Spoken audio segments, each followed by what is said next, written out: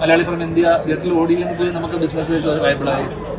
അതിനുശേഷം അല്ല നദി കഴിഞ്ഞ വർഷം അപ്പോൾ കുറച്ച് സിനിമകൾ കഴിഞ്ഞ വർഷത്തെ ചെയ്ത പിന്നീടുള്ള സിനിമകളൊക്കെ ബാഡ് ബോയ്സ് ഞാൻ ഹീറോ സെൻട്രിക് ആയിട്ട് ചെയ്ത പടങ്ങളൊക്കെ വളരെ കുറവാണ്. പിന്നീട് ഇപ്പോൾ വന്ന സിനിമകളൊക്കെ ഞാൻ എൻ്റെ പേരിൽ 13 സിനിമയുണ്ട്, പക്ഷേ ഇതിലൊന്നും ഞാൻ നായകനൊന്നുമല്ല. ബാഡ് ബോയ്സ് ഞാൻ നായകനല്ല, മലയാളിൽ ഞാൻ നായകനല്ല, ഞാൻ നടികരിൽ അഭിനയിച്ചിട്ടുണ്ട്. ഇതൊക്കെ 13 ഞാൻ ചെയ്ത സിനിമകൾ കൂട്ടുന്നുണ്ട്. അത് എന്ത് വകയില ഈ 13 സിനിമ കൂട്ടുന്ന എനിക്കറിയില്ല. ഓശാന എന്നുള്ള സിനിമയിൽ അതിൽ ഞാൻ നായകനല്ല. ഞാൻ നായകനായിട്ടുള്ള 4-5 സിനിമയുള്ളൂ. വർഷങ്ങളുടെ ശേഷം ഞാൻ പറഞ്ഞു വരുമ്പോൾ അതിൽ മാത്രമേ ഉള്ളൂ, അല്ലെങ്കിൽ ഒരു lead, one of the lead. അതിൽ മൾട്ടി സ്റ്റാർ സിനിമകളാണ്. അപ്പം പക്ഷെ ഇതിന്റെയൊക്കെ ബാഗേജ് നമുക്ക് നമ്മുടെ തലയല്ല ഈ പറയുന്നത്. ഇപ്പൊ മാലാഖ ഇന്നലെ ഇറങ്ങി സൗബിൻ നായകനായിട്ടുള്ള സിനിമയാണ്, അതും എന്റെ തലയിലാണ്. ഇതാണ് നമുക്ക് മനസ്സിലാവില്ല. അശ്വിനെ സംബന്ധിച്ചിടത്തോളം ഇവർ ഇത്രയും നമ്മളെ പ്രതീക്ഷ കൊടുക്കാതെ തന്നെ ഇത്രയും സിനിമകൾ നമ്മൾ മോശമായിട്ട് ഇവരെന്തിനാണ് ഫസ്റ്റ് ഡേ പോയിട്ട് നമ്മളെ സിനിമ കാണുന്നത്? പ്രതീക്ഷ കൊടുക്കാതിരിക്കുന്ന ആൾക്കാരെന്ന സിനിമ തന്നെ കാണുന്നത്. സോ അവർക്ക് അതുകൊണ്ട് ഡെഫിനറ്റ് ആയിട്ട് ഫസ്റ്റ് ദിവസം പോയിട്ട് അവർ സിനിമ കാണുന്നു. എന്തുകൊണ്ട് 2 ദിവസം കഴിഞ്ഞ് കാണാം, 3 ദിവസം കഴിഞ്ഞ് കാണാം. ഒരു പ്രതീക്ഷയില്ലാത്ത എന്റെ സിനിമകൾ പോയിട്ട് ഫസ്റ്റ് ദിവസം കാണുന്നതിനൊരു കാരണം ഉണ്ടാവും. ആ കാരണം ഒന്നേ ഉള്ളൂ. കാരണം അവരെ സംബന്ധിച്ചിടത്തോളം ഇങ്ങനെ അശ്വന്തിന് ഏറ്റവും കൂടുതൽ റീച്ച് കിട്ടുക സ്വാഭാവികമായിട്ടും എന്റെ പടങ്ങളെ റിവ്യൂ ചെയ്യുമ്പോഴും. അപ്പൊ അവൻ ഫസ്റ്റ് ഡേ അല്ലെങ്കിൽ അശ്വന്ത് നമ്മുടെ ഒരു അടുത്ത സുഹൃത്താണ്. ഞാൻ അശ്വനായിട്ട് സംസാരിക്കുന്ന ആളാണ്. വളരെ ഹെൽത്തി ആയിട്ടുള്ള ഒരു റിലേഷൻഷിപ്പ് ഉണ്ട് ഞങ്ങൾക്കിടയിൽ, സൗഹൃദമുണ്ട്. കാരണം തന്നെ വർഷങ്ങൾക്ക് ശേഷം കഴിഞ്ഞപ്പോൾ ആദ്യം വിളിച്ച് സംസാരിച്ച ഒരാൾ അശ്വന്താണ്. ഞങ്ങൾ ജോലി നിന്നിട്ടുണ്ട്, ഞങ്ങൾ സംസാരിച്ചിട്ടുണ്ട് അതിന് ശേഷവും.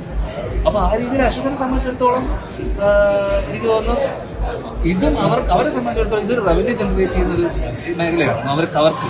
സോ അവരുടെ റിവ്യൂസിനെ സംബന്ധിച്ചിടത്തോളം ഫസ്റ്റ് ഡേ എന്റെ സിനിമ ഒരു പ്രതീക്ഷയില്ലാത്ത എന്റെ സിനിമ പോയി കാണണമെങ്കിൽ അതിന് ഒറ്റ ഉദ്ദേശമേ ഉള്ളൂ.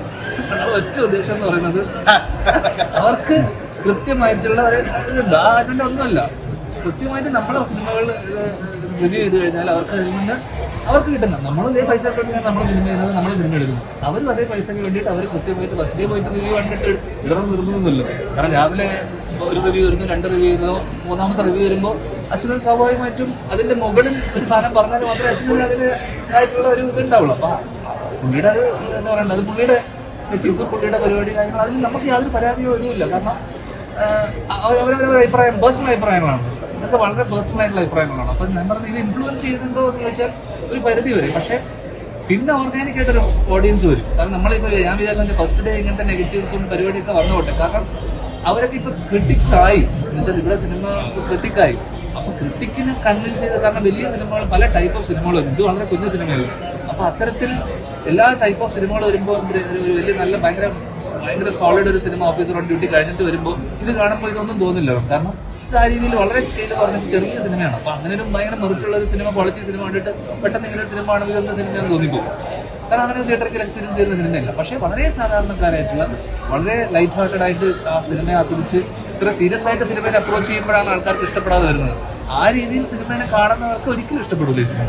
ആ രീതിയിൽ കാണാതെ വലിയ ഇൻഹിബിഷൻ ഒന്നും ഇല്ലാതെ പോയി സിനിമയെ ആസ്വാദനത്തോടെ കാണാൻ ആഗ്രഹിക്കുന്നവർക്ക് ഇത് ഓക്കെ സിനിമയായിട്ട് എനിക്ക് ഫീൽ ചെയ്തു. ബിക്കോസ് നമുക്ക് അത്രയും പോസിറ്റീവ് കുറെ സാധനത്തിൽ നിന്ന് വന്നതോട് കൂടിയാണ് ഞാൻ ഇങ്ങോട്ട് തിരുവനന്തപുരത്ത് സിനിമ കാണാൻ. അല്ലെങ്കിൽ നമ്മളൊരു സാധനം പോയി കഴിഞ്ഞാൽ നമ്മൾ ഒരിക്കലും നഗരയിലോട്ട് പോകില്ല. പക്ഷെ എന്നാൽ പോലും അത്യാവശ്യം തിരക്കില്ലാത്ത പിന്നീട് ഈ കഴിഞ്ഞ എല്ലാ ദിവസവും ഇന്നും ഇന്നലെയൊക്കെ ആയിട്ട് നമുക്ക് വന്ന റിവ്യൂസ് പിന്നീട് പോസിറ്റീവായി തുടങ്ങിയതുകൊണ്ട് വന്നു. പിന്നെ അവരുടെയൊക്കെ അഭിപ്രായങ്ങൾ അവരുടെ പേഴ്സണൽ അഭിപ്രായങ്ങളായിട്ട് ഇപ്പോൾ ബാക്കിയുള്ള അവരൊക്കെ നമുക്ക് പറഞ്ഞു കഴിഞ്ഞാൽ അവർ നമ്മളെ അറിയാവുന്ന ആൾക്കാരാണ്, നമ്മളായിട്ട് ബന്ധമുള്ള ആൾക്കാരാണ്. പക്ഷെ അത് സ്ട്രിക്ട്ലി പേഴ്സണൽ അല്ലേ. ഫാൻ ബോയ് ആണെന്നറിയാം. എന്താണ് പ്രതീക്ഷ? അപ്പോൾ വലിയ പ്രതീക്ഷ തീർച്ചയായിട്ടും എല്ലാവർക്കും പ്രതീക്ഷയില്ല. നമ്മുടെ രാജേട്ടൻ ഫാൻ ഓൾവേസ് പ്രതീക്ഷയാണ്. അങ്ങനെ പിന്നെ ആർക്കാ പ്രതീക്ഷയില്ല? മലയാളത്തിൽ ഏറ്റവും പ്രതീക്ഷയുള്ള സിനിമ തന്നെ.